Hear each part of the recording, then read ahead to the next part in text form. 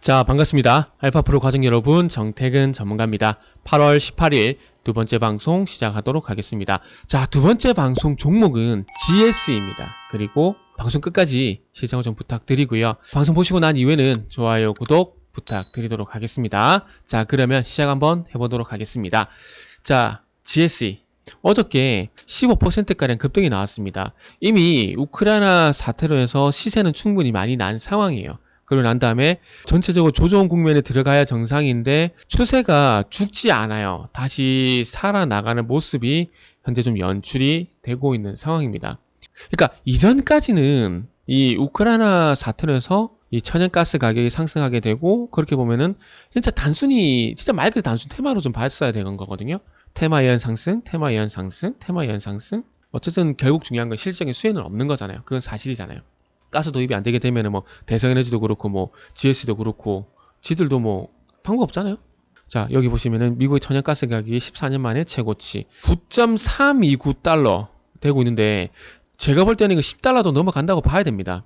왜냐하면은 이거는 단순 테마가 아니라 공급적인 문제뿐만 아니라 이제 수요적인 문제도 나올 것 같아요. 지금은 덥죠, 그죠? 지금도 우리 한국 같은 경우 8월 달이기 때문에 여름입니다. 여름이기 때문에 큰 문제가 안 되는데, 겨울이 되게 되면은 제가 볼 땐 비상일 수도 있을 것 같아요.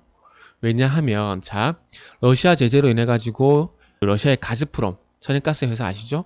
그 회사의 가스를 현재 도입을 하지 않는 상황입니다, 유럽이. 그러다 보니까 유럽하고 아시아가 이 천연가스를 확보하기 위해서 전쟁입니다. 지금 카타르도 지금 풀로 수출을 하고 있는 상황이에요. 그러다 보니까 더 수출하기 위해서 LNG 플랜트를 현재 구축을 하고 있는 상황이고, 유럽 같은 경우에도 FSRU를 통해 가지고 부유식 저장 재기화 설비라고 보면 돼요. 뭐냐면은 액화된 천연가스를 기체로 전환시켜주는 설비라고 보면 돼요.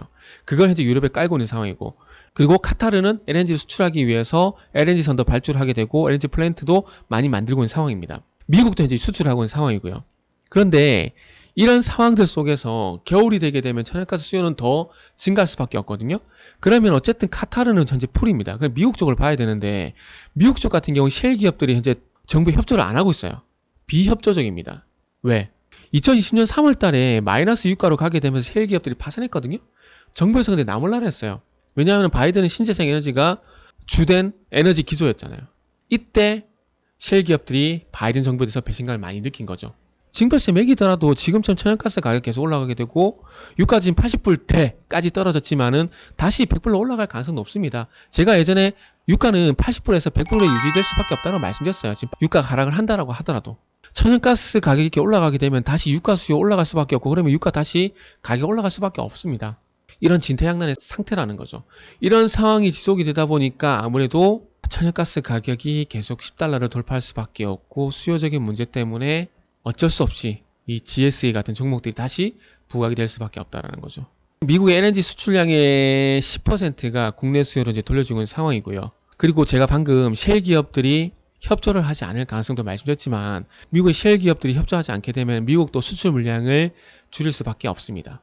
그러면 아시아, 유럽은 더 공급난에 시달릴 수밖에 없고, 그거를 포착한 투기 세력들은 천연가스에 또 베팅을 할 수밖에 없는 거죠.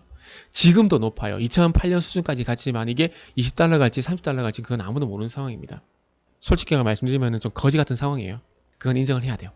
그래서 어쨌든 우크라이나 사태로 인해서 한번 들썩였지만 여기서 끝이 난 게 아니라 이제는 결국 수요적인 문제, 공급이 딸리는 문제, 이런 부분들 때문에 제가 봤을 때는 다시 한번 이 천연가스 관련된 종목들이 부각이 받을 가능성이 상당히 높다는 거죠. 그러면서 신재생 에너지는 좀 더 관심을 가질 수밖에 없는 상황입니다.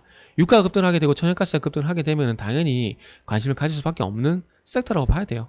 오늘 조선 기자재들 강세이죠. 하이로코리아 20%, 삼강밴드 11%, 태강 8%. 강간업체들 강세죠. 원자력 당연히 강세 볼 수밖에 없어요. 핵융합 에너지, 두산에너빌티 1% 강세. 그리고 여기 쭉 보게 되면은 풍력도 0.3%, 태웅 세진중공업, 효준공업, CS 베어링 강세죠.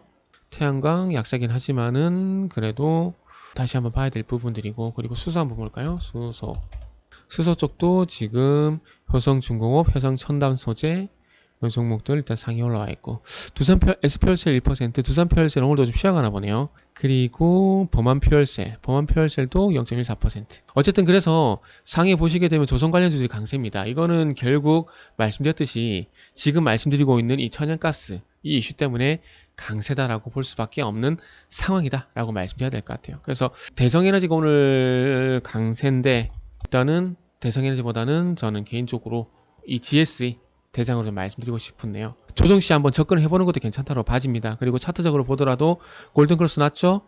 그러면서 중간 대량거래가 한 번씩 발생되면서 추세를 누웠다가 세웠다가 더 가파르게 세우고 이런 현상이 나오고 있습니다. 그래서 테마주는 접근을 안 하는 게 맞지만 미리 알고 선침해하는 것은 좋은 전략이다 라고 말씀 좀 드리고 싶네요. 그래서 GSE는 조정시 지금은 매수가 가능한 구간이다 라고 말씀드리면서 마무리하도록 하겠습니다.